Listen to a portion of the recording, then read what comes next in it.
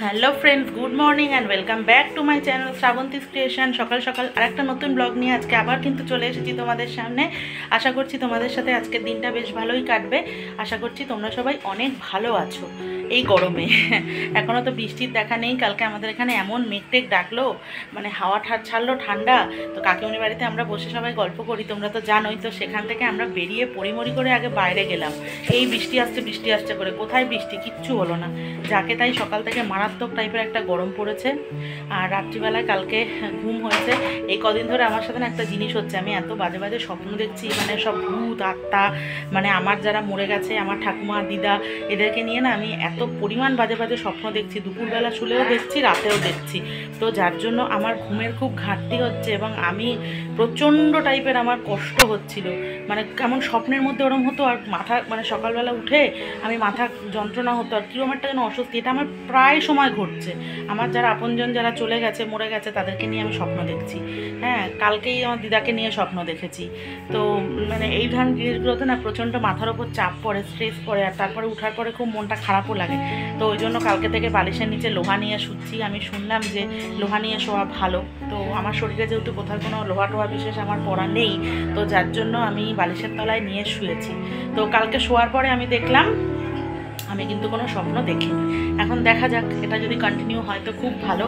তো আজকে তো বৃহস্পতিবার, তোমরা জানো বাবা বাড়ি আছে। বাবা বাড়ি থাকলে আমাদের তো প্রত্যেক বৃহস্পতিবারই লুচি পরোটার ব্যাপার থাকে।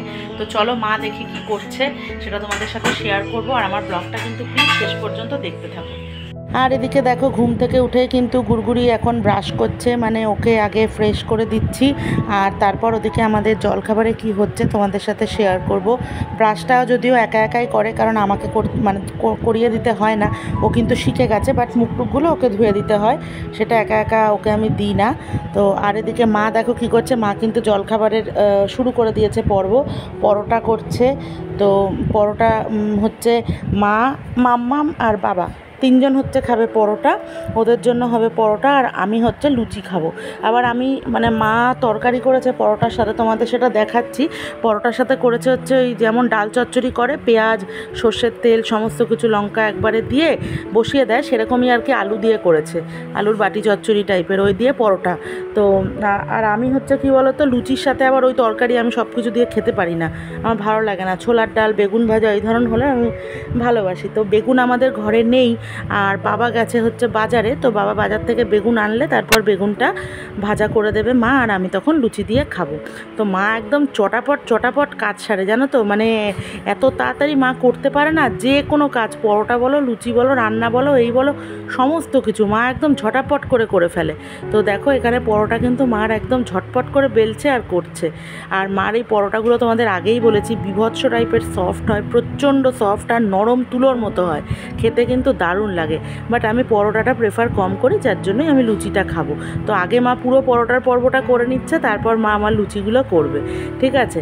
তো এই হচ্ছে ব্যাপার। বৃহস্পতিবার দিন আমাদের এগুলো খাওয়া হয়, যদিও সকাল থেকে কারেন্ট অফ, তো যার জন্য মানে মার খুব কষ্টই হচ্ছে, ঘেমে স্নান হয়ে যাচ্ছে এগুলো করতে, যে আগুনের তাপ গো। কিন্তু ওই যে বাবা বাড়ি থাকে, মা তাও করবে আর কি। আমি বললাম নয় ছেড়ে দাও এইসব গরমের মধ্যে, কিন্তু ও না, শুনবে না। বাবা একটা দিন বাড়ি থাকে, তো অন্য দিন তো দোকান থাকে, ওই জন্য মা আর কি কিছু না কিছু একটু করে দেয় বাবাকে। এই হচ্ছে ব্যাপার। আর এদিকে দেখো ওদের পরোটা করে একদম হটপটে রেখে দিয়েছে, আর এখন চটপট করে আমার লুচিগুলোও ভেজে নিচ্ছে। আমি তাও বললাম আমি ভেজে দিই, মানে না ঠিক আছে তুই যা, আমি করছি। এখন দেখো চটপট করে করা হয়ে যাচ্ছে। এবার আমাদের জলখাবার খাওয়া হবে, তারপর বাবা বাজার থেকে আসবে। বাজার থেকে কি মাছ আনে, সবজি আনে, সেগুলো অবশ্যই তোমাদেরকে আমি প্রত্যেক বৃহস্পতিবারই দেখিয়েছি, তো আমি তোমাদের নিশ্চয়ই দেখাবো। তাহলে চলো আর কি, আপাতত সাথে থাকো। আর আমার ব্লগটা কিন্তু প্লিজ সবাই শেষ পর্যন্ত দেখো, এইটুকুই তোমাদের কাছে অনুরোধ করব। তাহলে চলো, পরে আবার আসছি।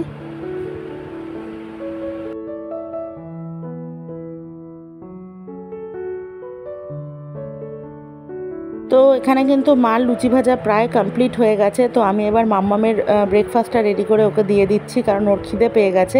তো ফার্স্টে ভাবছিলাম যে দুটো পরোটা একবারে দিয়ে দিই, পরে মনে হলো না থাক, একটা গরম থাকবে ভেতরে, থাক একটাই আগে খাক, তারপরে ওকে আরেকটা খাইয়ে দেবো।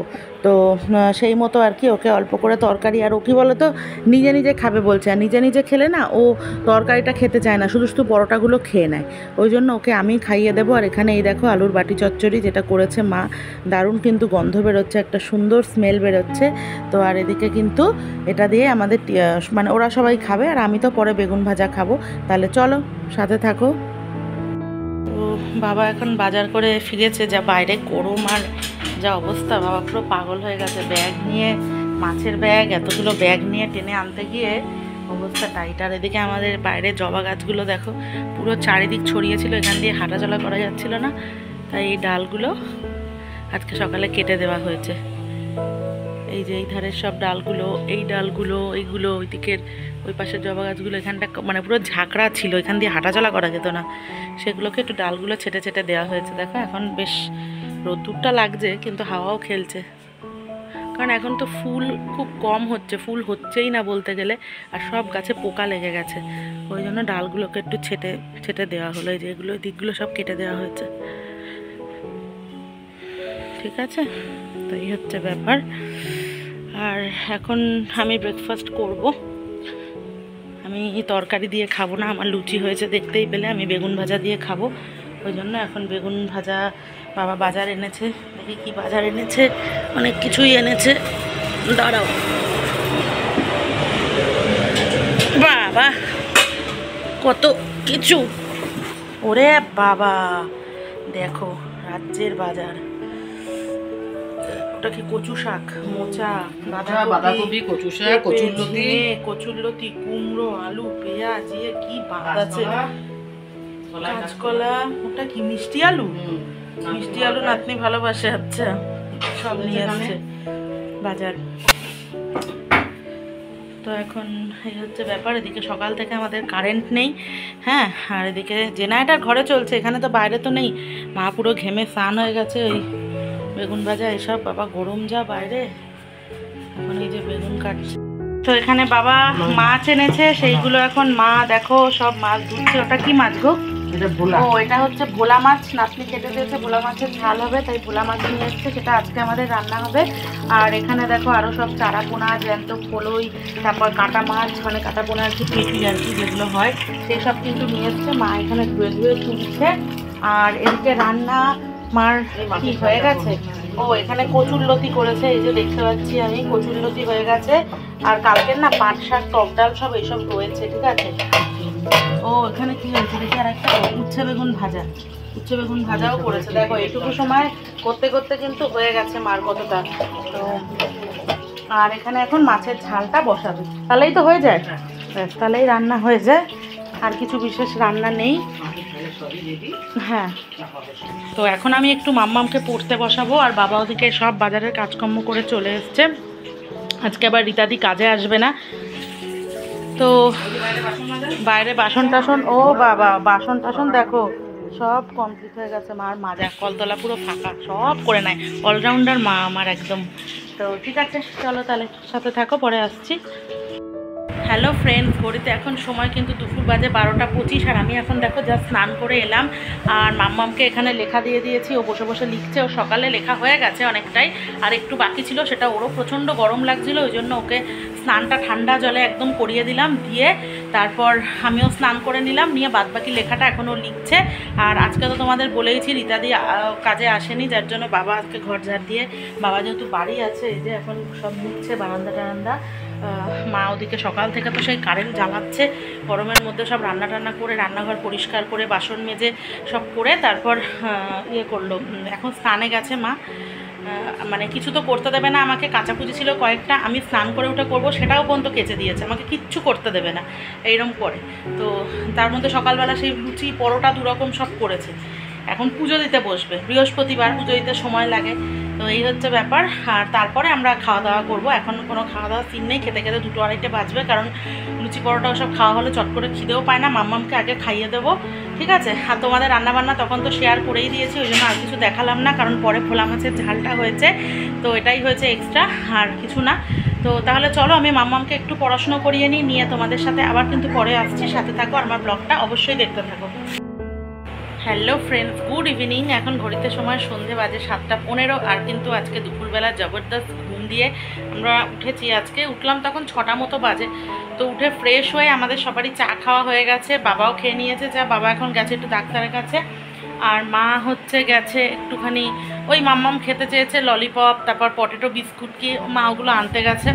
ওর তো তিয়ানের কাছে সবসময় কিছু না কিছু বায়না চলে, তো সেটা খেতে চেয়েছে, ওই জন্য মা ওগুলো আনতে গেছে। তারপর চা খাওয়ার দুধটাও ফুরিয়ে গেছিলো, আজকে চা খেয়ে শেষ হয়ে গেছে, ওই সেগুলো আনতে গেছে।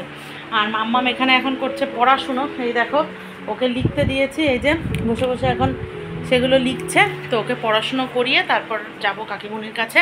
কদিন ধরে মাম্মাম বলছে একটু সন্ধেবেলা ওকে নিয়ে বেরোনোর জন্য, কিন্তু এত পরিমাণ গরম না, যার জন্য আর ড্রেস পরে বিকালে বেরোবো ইচ্ছা করছে না। ও বলছে সমানেই, কিন্তু বেরোতে আর ইচ্ছা করছে না, এত গরমের মধ্যে অস্বস্তি হচ্ছে, মনে হচ্ছে ঘরেই ভালো। তো ওই জন্য আর বেরোনো হয়নি।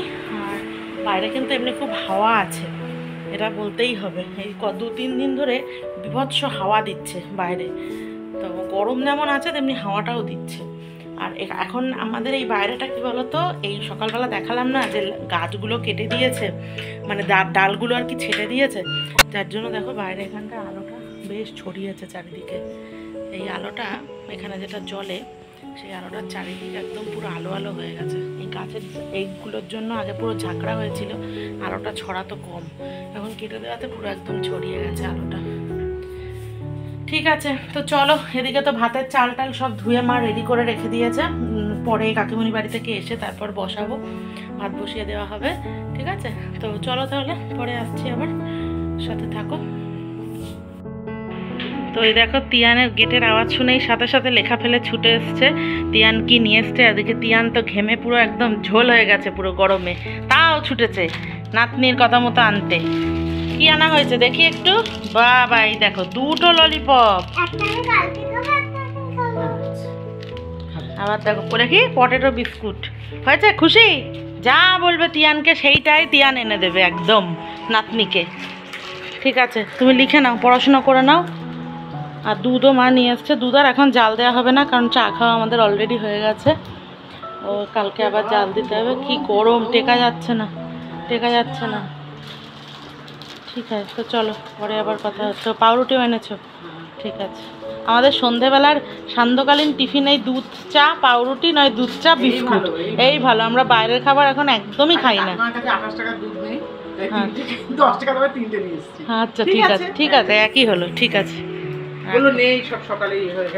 ঠিক আছে, ঠিক আছে, ঠিক আছে, চলো পরে কথা হচ্ছে।